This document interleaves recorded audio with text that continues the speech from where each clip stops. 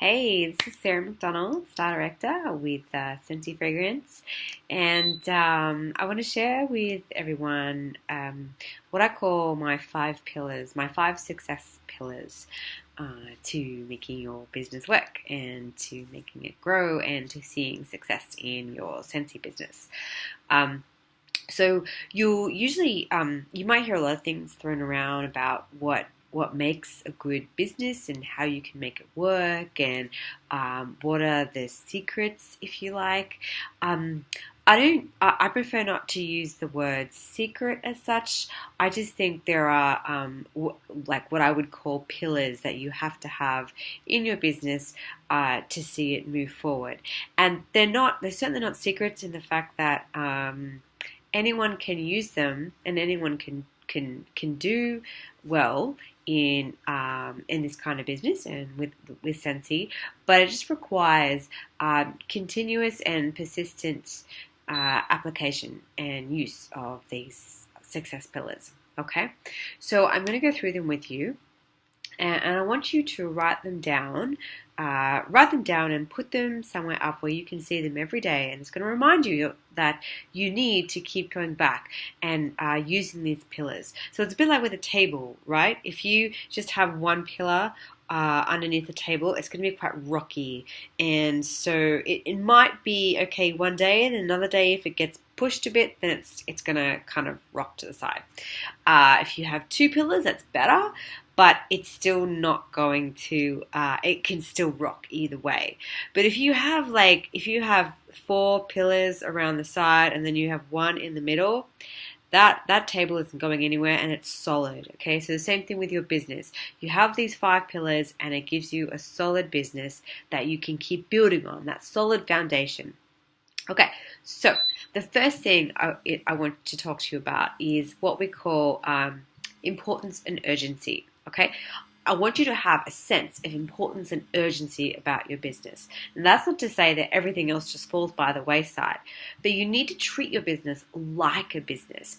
If you want it to pay you like a business, you have to treat it like a business, which means that you need to give it the importance in your daily schedule that you would give, say, a normal part-time job or a normal job that you would do. So if you're just kind of going, well, I'll just do bits and pieces here during the week, you're not really treating it like a proper business. And so it's not going to really pay you like a proper business. If you treat it like a business and actually put the hours in that you need to, and I'm not saying you need to put a huge number of hours in, but if you dedicate a certain amount of time per day and treat it like a business, it will start to treat you like a business, okay? And it will pay you like a business, okay? So that's number one. Number two, be a specialist in whatever you're doing, okay?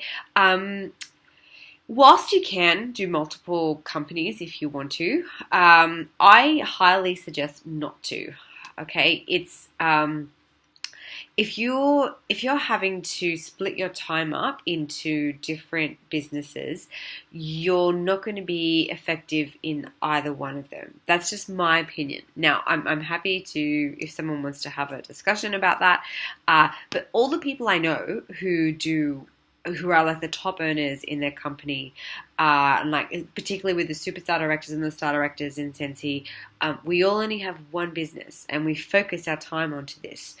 So if you're sort of trying to spread yourself to diversify, I don't think it will be as beneficial for you as if you just completely specialize and focus on the one thing. Okay, give it everything.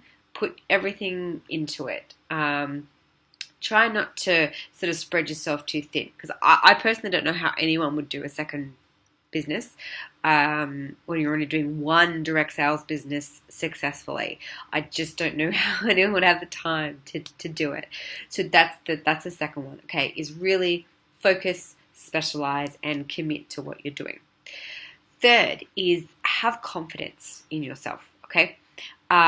Even if you've just started and you're not really sure, you don't have that kind of experience to give you the confidence, I want you just to be bold and step out in confidence and in faith anyway. The more you do that, the more that you step out in action and you do those things with boldness, you will start to see the results. Don't wait for things to start to happen before you sort of decide to do things. Well, I'll wait to start talking to people after I've done that training course. I'll wait to, I won't talk to people about this, Scentsy until I've learned everything about it. Don't do that. Just step out, okay? If you make a mistake, awesome, okay? I would far rather you to be making heaps of mistakes than to be sitting on the sidelines making no mistakes. Because I guarantee you, the people that are making it and that are making the big dollars in this business are the ones that have made multiple mistakes, okay? I know I've made heaps of mistakes, and I've done stuff and I've just tried things even without being 100% confident in what I'm doing. But you will learn as you go along. And there's a saying they say, it's called you fail forward. Okay, so if you're stepping out and you're making mistakes and you're failing, but you're learning, okay, you are like a million times closer to success than if you're just constantly waiting on those sidelines before you actually take that step. Okay, so that's a third. It's just be confident, be bold, and take action. Number 4, invest in yourself. Okay. The more you learn, the more you earn. It is so simple, and I really try and push this over and over to everyone I speak to in Scentsy. If you invest in yourself, you are going to be investing long-term in your success, okay? Learn as much as you can. So dedicate time each week to learning new skills, okay? If you you won't get the same results. You won't get the results you want thinking at the same level of thinking that you're at the moment. So if you have the results you want already and you're making the money you want to make, then that's fabulous. Then awesome. But if you're not and you want to step up and you can see where you want to be, then you've got to start thinking, how can I improve my skills to get there? Okay, I want to have the skills of a superstar director. I want to have the skills of a star director. I want to have the skills of a director. You need to learn. Okay, so invest in yourself, invest in time. Okay, there's heaps of training in the workstation. You can go online and look at courses on, say, recruiting and social media recruiting and selling and how to influence people and all that kind of stuff. If you can learn how to be a better communicator, better at recruiting, if you can be better at sharing the opportunity, better at understanding what people want and what their values are and what their needs are, then you're going to have a much better chance at expanding your business, okay? So invest in yourself, okay? It's a saying called invest, learn, teach. Invest in yourself, learn, and then you teach your team what you're learning, okay? So hence what I'm doing now, I'm teaching you guys what I've been learning. Okay, and the last one is make sure you have a good mentor, okay? Now, obviously, your first protocol would be your sponsor, and then your upline. So say your sponsor, then it might be your upline, then your director, then your star director and superstar director. Align yourselves with these people, okay? And follow what they do. See what kind of things they post. See what sort of things they learn. What do they share? What do they suggest that you read? What are the recommendations for books that you read? Talk to them. Be accountable to them. Tell them what your goals are. Tell them what your dreams are. Okay, because they want you to succeed as well. So if they want to help you. Okay, but no one wants to be pushy either. So these people are not going to push. I'm not going to push what I think people should be doing onto anyone.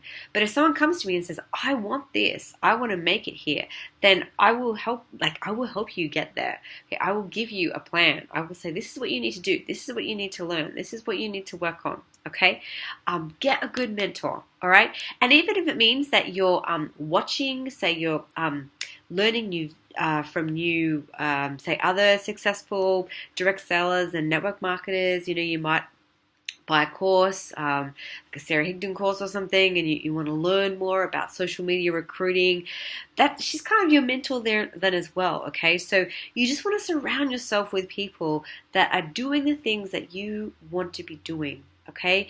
Because you will also learn by association as well. So make sure that you are learning as much as you can, and surround yourself with the people that are going to kind of help you and lift you towards where you want to be. Okay, so those are my 5 success pillars that you need to run a really successful direct sales business. Okay, so we had importance and urgency, we had be a specialist in your field, be confident and just be bold and do it anyway, invest in yourself.